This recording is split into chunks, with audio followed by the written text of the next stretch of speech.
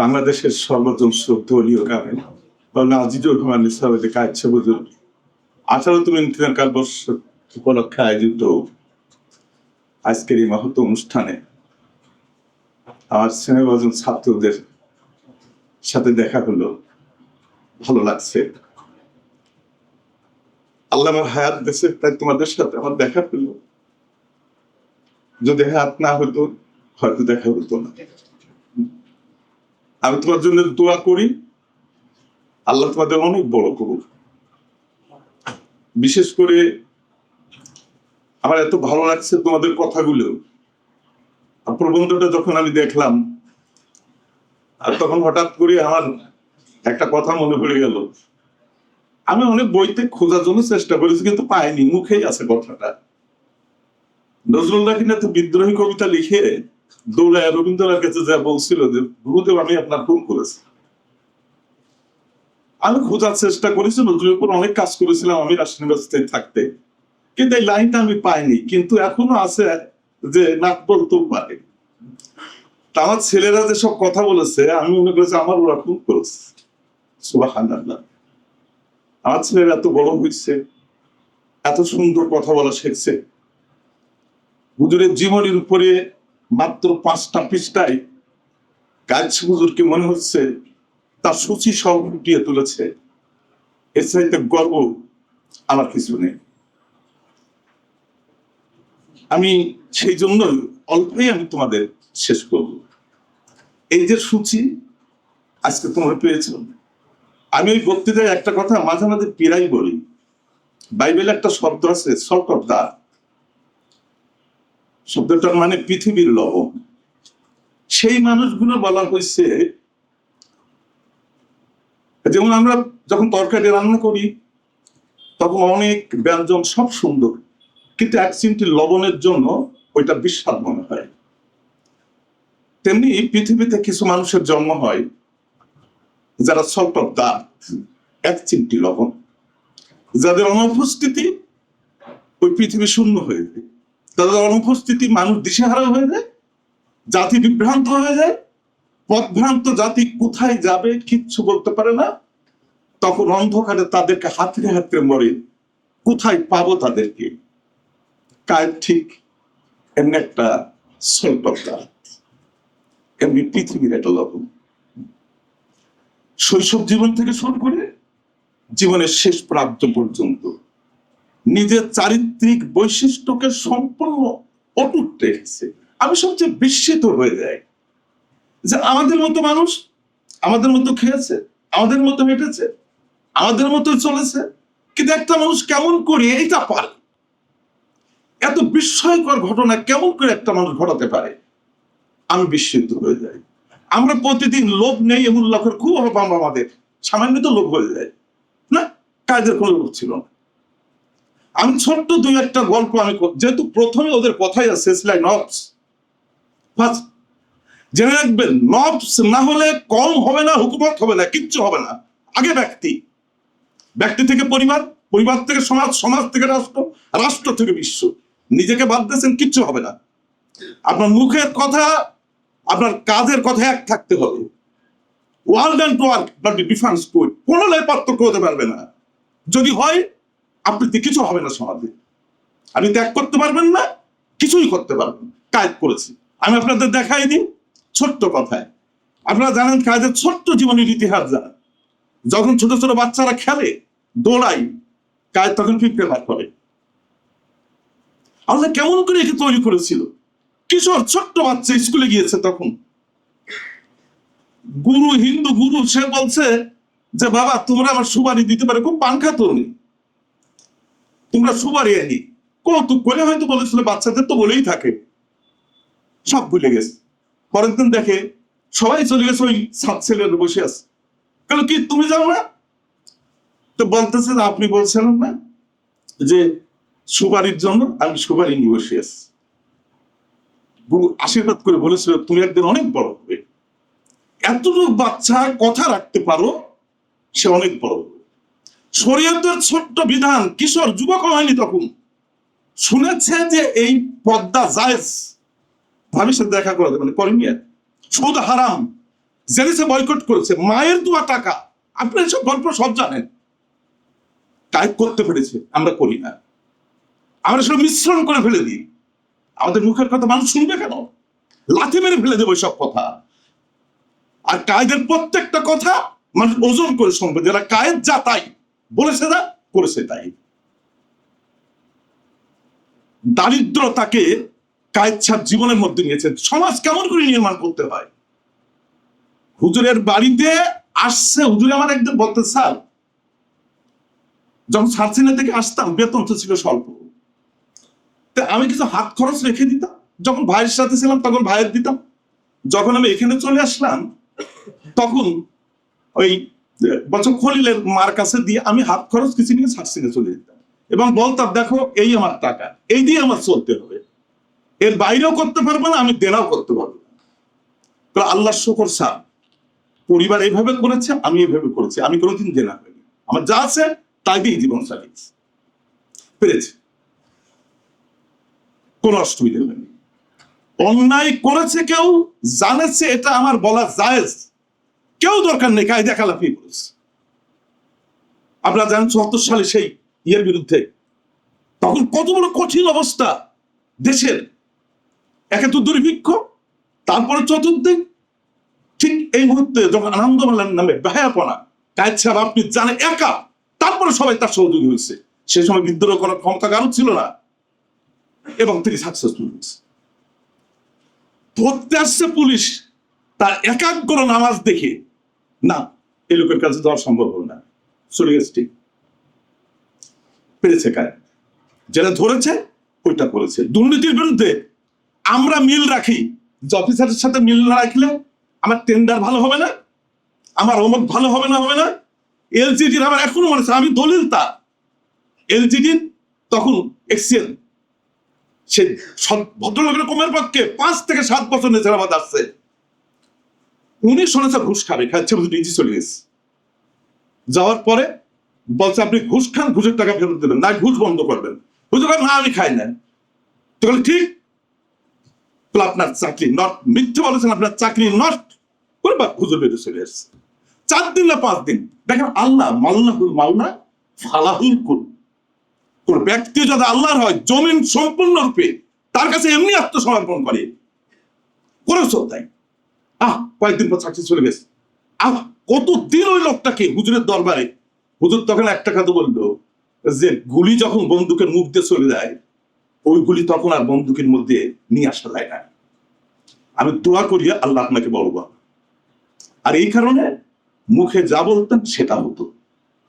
লোক লালসার এত উঠতে উঠতে পেরেছিলেন। ও আমার কিছু কিছু কথা এমন একটা সময় আমি সঠিক বলবো, তোমাদের সাথে দেখা হবে, এটাই তো আমার কাছে অনেক বড়। আবার যদি না হয় তো যাই হোক, আমি বসা হুজুরের কাছে একদম অসময় কাঁঠাল নিয়ে আসছে, একদম অসময়, এত চমৎকার কাঁঠাল। তো দাদা খানকে আছে একটু কাঁঠাল টাঁঠাল খাবো স্বাভাবিকভাবে। হুজুর বল, দেখেন মানুষ কত, আল্লাহ মানুষের যখন জ্ঞান দেয় তখন এমনিতেই দেয় আল্লাহর পক্ষ থেকে। আমরা জিজ্ঞাসা করতাম, হুজুর বলছে আপনার কাঁঠাল কয়টা হয়েছে? কত হুজুর হয় না, আপনার বলছে এইবার হুজুরের ওই জায়গা দেবো, আপনার দোয়াই হুজুর কাঁঠাল একটা হয়েছে। হুজুর কিন্তু কিছু বলতেছে না। এবং মাওলানা আব্দুল কাইয়ুম আপনি জানতেন, দেখেন আমরা কয়জন মানুষ, তারপরে হুজুর এতজন, প্রত্যেকের একটা করে গুনলাম, হুজুর কাঁঠালের ওইটার গুনলাম, তাহলে একটা করে গুনলাম, নিয়ে আসলো, নিয়ে এসে পরে প্রত্যেকের দিল, দিয়ে পরে হুজুর বলতে কাঁঠাল দেবেন, নিয়ে আসেন। কেউ কিন্তু আমরা বুঝতে পারছি না। নিয়ে আসার পরে তারপর হুজুর বলছে যে কাঁঠালটা আপনি বাড়ি নিয়ে যান। হুজুর না না না, এ আমি পারবো না, এ হচ্ছে আপনার জন্য ই করেছি। আমি পাইছি কাঁঠাল আপনার কাছে একটা হয়েছে না? কোনো হয় বাচ্চারা দেখছে না? হুজুর দেখছে তো, আমি ওদের দিলাম। এই বুদ্ধি কে দেয়?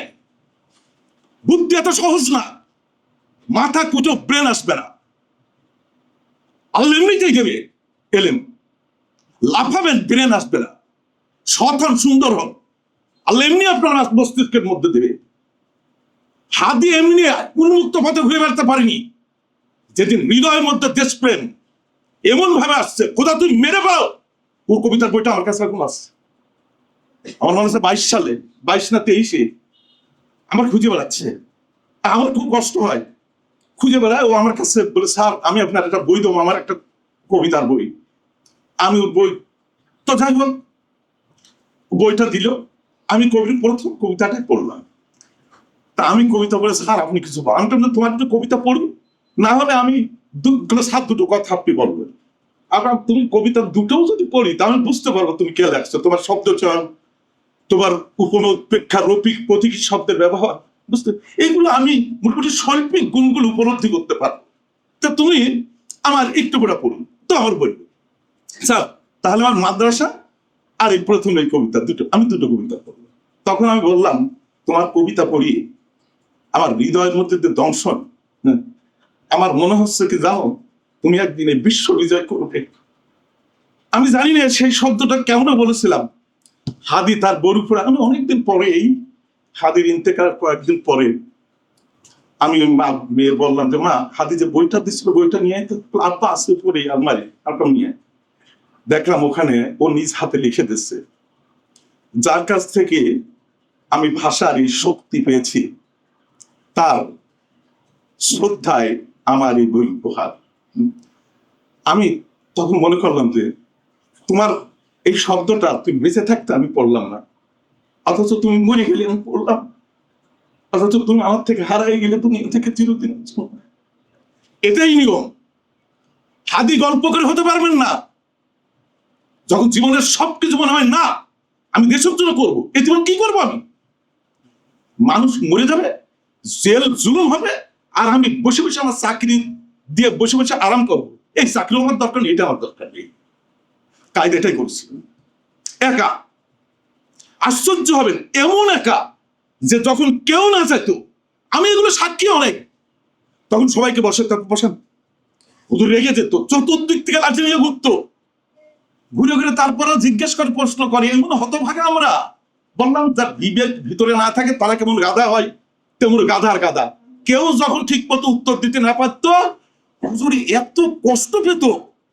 হুজুর দাঁড়ায় বলতেছে, আমার মাঝে মাঝে মনে হয় যে আমি এই বিরান বাগানের একটা বুলবুলি। তখন আমার মনে আছে ওই ইকবালের ওই ইটা বলতো, ইয়ারব দিলে মুসলিম কো ও জিন্দে দামান, খুদা আমার অন্তরের মধ্যে তুমি এমন শক্তি দাও যাতে আমার কথা ওরা বোঝে, আমার কথা ওরা বোঝে। আর যদি নাই বোঝে, আমার মনে হচ্ছে আমি এই বিরান বাগান, এখানে কিছু নেই, এখানে একটা বুলবুলি, আমার গলার আওয়াজ কেউ শুনতেছে না।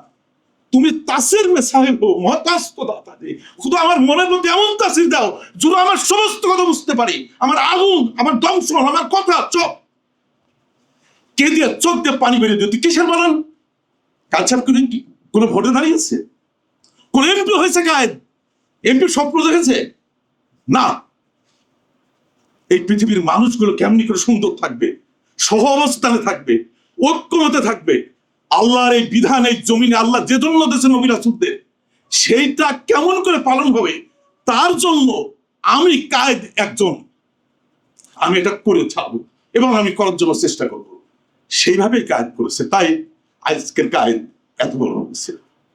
তার রাষ্ট্র সংশোধন, সমাজের দেখেন ছোট্ট ছোট্ট কথা। মৌলানা সালেহ সাহেব গল্পটা বলছে, একজন বিচারের জন্য আসছে হুজুরের কাছে, হুজুর মুহূর্তের মধ্যে চলে গেছে, দেখেন তখন বৃদ্ধ চলে গেছে, যে বলছে ডিসি সাহেব আপনার সাথে কথা। ওখানে কে যেন নতুন একজন ম্যাজিস্ট্রেট আসছে, সেদিকে বলছে, মৌলানা সাহেব এই কথাটা আপনি একটু লিখে আনেন, তাই তো লিখে আনেন।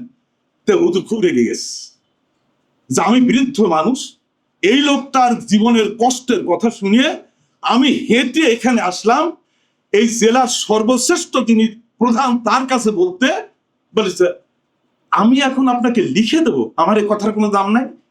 তাহলে আপনার এনএসআই, ওই ডিই, ওর নাম কি সিআইডি, ওরা কি ঘোড়ার ঘাস কাটে? দরকার নেই আপনাদের বলা। মুহূর্তের মধ্যে ডিসি সাহেব বলছে, হুজুর আপনি চিন্তা করবেন না, কেস আমি দেখবো। হুজুর আপনি কোনো চিন্তা করবেন, নতুন মানুষ তো, আপনাকে চেনে না, আপনি ক্ষমা পাবেন। ন্যায়ের জন্য এইটাই ছিল, এটাই সমাজে দেখেছে, লাভ দিয়ে ছুটে গেছে। আপনি বলেন বাবরি মসজিদ যখন ভেঙে গেছে, সমাজ সংস্কার, বাবরি মসজিদ হয়েছে ইন্ডিয়া, এখানকার কি হিন্দুদের কি না? অসম্ভব। আমি কায়েদ থাকতে না হবে না, কাজ লাফিয়া করে সেখানে আর হয়নি। কেউ মুসলমানরা বাবরি মসজিদ ভাঙাকে কিন্তু হিন্দুদের উপর অত্যাচার করতে পারেনি, দাঁড়িয়ে গেছে সামনে। দেখেন, সমাজের জন্য, অপরের জন্য পরমত সহিষ্ণুতা একটা মানুষের কত থাকতে পারে।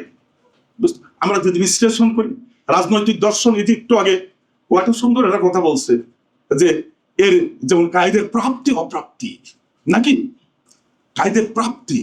কারণ আমরা এখন কি যারা দল করে দেখবেন দলের পিছনে পিছনে মানুষ গাদা, উচিত কথা বললে মানুষ সব অসন্তুষ্ট হয়।